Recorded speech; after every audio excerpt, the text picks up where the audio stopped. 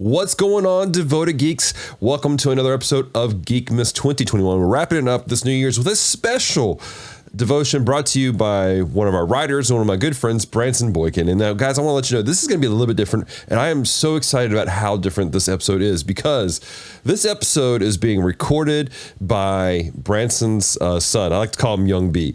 And Young B is he is a young man. He is very young, but he's getting into video recording and video editing. And so for Christmas, they got him a camera and a green screen. And you guys know how we are here at Geek Devotions. We're all about training up the next generation and equipping them to be able to do something great, to do their own thing. And so this is the beginning level of this young man. So guys, I'm excited about this. Join us for the premiere of the very first Geek Devotion directed by, and filmed by Young B. All right, so let's get into it. Is it possible to have true superhuman strength? Let's find out today.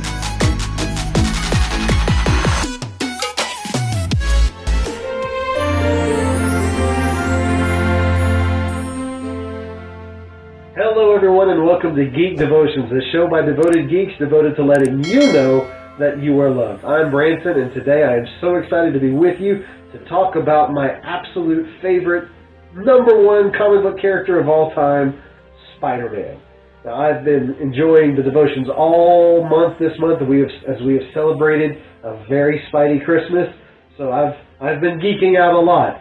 And I was so excited when Dallas asked me to do one of the devotions for this month, and it gives me a chance to talk about one of my favorite moments in Spider-Man history. One of my absolute favorite comics of all of Spider-Man's comic book history is Amazing Spider-Man number 33. Now, for those of you who may not know, Amazing Spider-Man number 33 happens towards the end of the Master Planner story arc. The Master Planner is a crime boss who is pulling off these very meticulous, very well-planned crimes, and it's left the police baffled.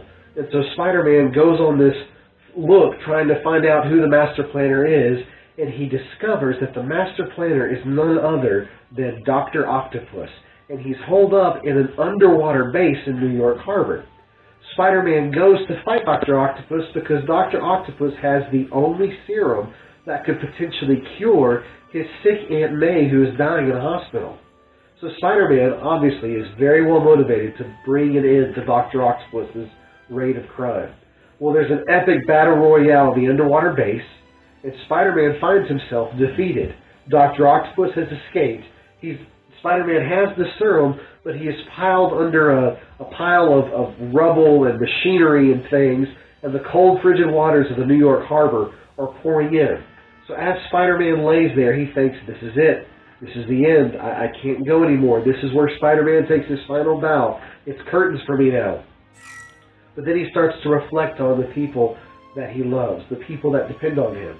He starts thinking about Uncle Ben, who taught him that with great power comes great responsibility. He thinks about his sick and dying aunt, who's lying in a hospital bed in desperate need of the serum that he has. He thinks about Betty Brant and how much he loves her. He thinks about all these people that are depending upon him to not give up in this moment. So with Herculean effort, he gathers his strength and lifts the heavy machinery off. And it's a struggle. He has to fight because it's not just the heavy machinery, it's the pressure of the water pouring down on him. He's weak, he's exhausted, he's giving everything he's got, and he lifts the machinery up a little bit further, finally pushing it up off of his shoulders, and he says, I did it, at last, I'm free. It's one of the most heroic moments of Spider-Man history, and one of the reasons why I love the character so much. He does not give up.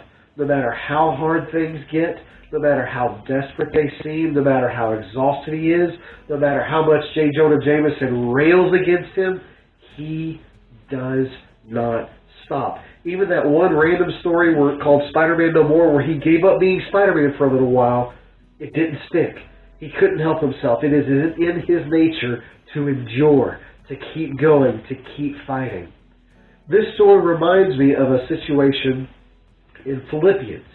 In Philippians chapter 4, verse 13, Paul, an apostle of Christ, says, I can do all things through Christ who strengthens me. Now, we tend to quote that verse a lot, especially for those of us who like to work out in the gym, not me.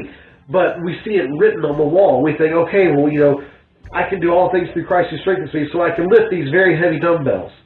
But when Paul talks about being able to do all things through Christ who strengthens him, what he's actually talking about is the ability to endure different circumstances.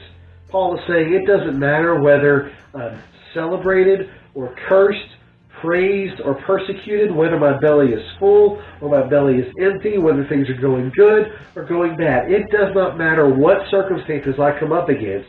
I can handle them all. Why? Because I draw strength from Jesus Christ. I draw strength from the one whom I have put my hope and faith in for salvation. Paul is saying it doesn't matter what I face. I have the strength to get through it. And let's be honest, especially for the past couple of years, that's something that we've needed to know.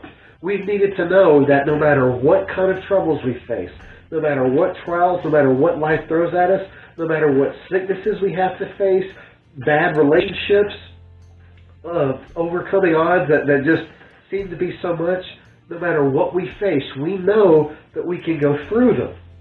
Not because of our own strength, not because we're all that by ourselves, but because we can rely on the strength of Jesus Christ.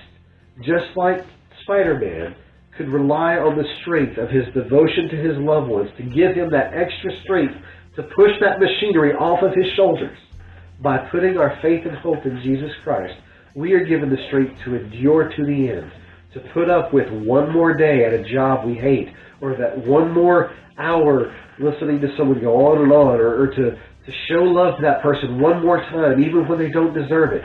Whatever it is that we have to face, whatever it is that we have to come against, we can do it because we draw our strength from Jesus Christ.